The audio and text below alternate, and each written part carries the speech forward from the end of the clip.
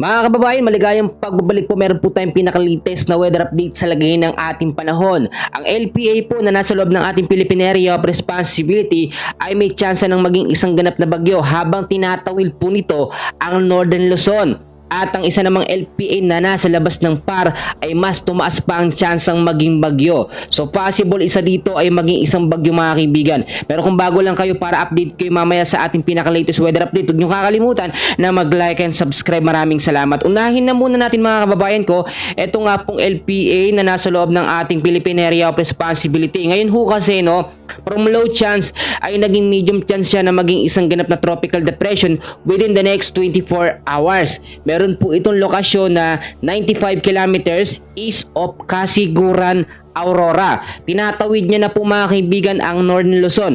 May nakataas tayo na heavy rainfall warning dahil po sa LPA. Mamaya po aalamin natin ang mga lugar.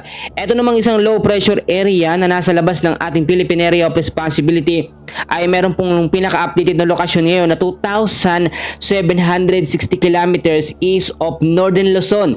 Nasa high chance na po ito maging isang ganap na bagyo. Wala pa naman itong direktang epekto sa anumang bahagi ng ating bansa, pero possible kapag ka ito ay naging bagyo mga kaibigan ay palalakasin nito ang epekto ng hanging habagat or southwest monsoon sa kanlurang bahagi ng ating bansa. So balikan din natin yan mamaya mga kaibigan. Ngayon po mga kaibigan ko, may mga lugar pa rin tayo na apektado nga po, ito nga pong LPA, kasama na rin dyan ang habagat. Inaasahan ngayong araw sa Cagayan Valley, Cordillera Administrative Region at Aurora, cloudy skies with scattered rains and thunderstorm dahil po yan sa LPA o low pressure area na nasa loob ng ating PAR.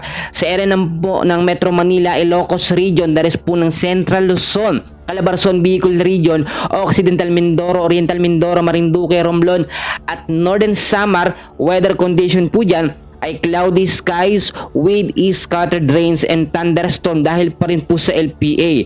Inaasahan naman dahil sa habagat pa rin mga kaibigan ang ilang bahagi po ng Visayas, Zamboanga Peninsula, Northern Mindanao, Caraga, BARMM, kasama po dyan ang Palawan. Asahan dyan ang cloudy skies with scattered rains and thunderstorm pa rin po. Ang ilang bahagi ng Mindanao ay patuloy din makakaranas ng maulap na kalangitan dahil po sa habagat.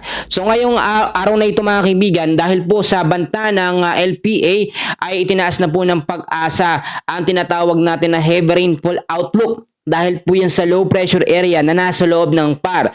Ngayong araw mga kaibigan hanggang bukas po ng hapon, inaasahan po ang 100 to 200 mm sa dami ng ulan sa Cagayan, Apayao, Ilocos Norte, Ilocos Sur, at 50 to 100 mm na naman ang dami ng ulan sa Isabela, Abra, Kalinga, Mountain Province, Sipugaw, Benguet, La Union, Pangasinan at Zambales. Inaasahan naman bukas po mga kaibigan hanggang sa Sabado ang 50 to 100 mm sa dami ng ulan sa Ilocos Sur, La Union at Pangasinan. Yung mga lugar ho na aking binanggit, mag-ingat po tayo sa banta ng posibleng mga pagbabaha at landslide sa mga landslide prone area. Ngayon maraming mga kababayan natin ang nangangamba dahil nga po may banta na ang posibleng maging bagyo. Ito nga pong LPA na medium chance pero ang chance mga kaibigan, papakita ko sa inyo yung sinasabi natin na senaryo. Huwag muna tayo mag-alala dahil yan po ay nagbibigay ng worry sa ating sarili. Etong LPA na nasa loob ng patatawirin niya ang Northern Luzon.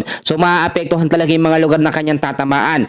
Pero ang chance natin ito mga kaibigan na maging bagyo siya, papalabas na ng ating Philippine Area of Responsibility or nakalabas na. Ito namang LPA na nasa PAR ay possible na maging isang bagyo sa mga susunod na mga oras. So patuloy ho nating i-monitor yan. So mas maganda na lagi ho kayong nakaantabay sa ating mga weather update para mabilis ko po kayong ma-notify sa ating mga weather condition at alam natin ang lagay ng panahon. So ngayon, maigsi muna ang update natin mga kababayan. Ugaliin nyo po magdala ng payong, jacket, kapote, yung mga uuwi sa eskwela, galing trabaho, mag-ingat po kayo. Magandang araw po sa inyong lahat.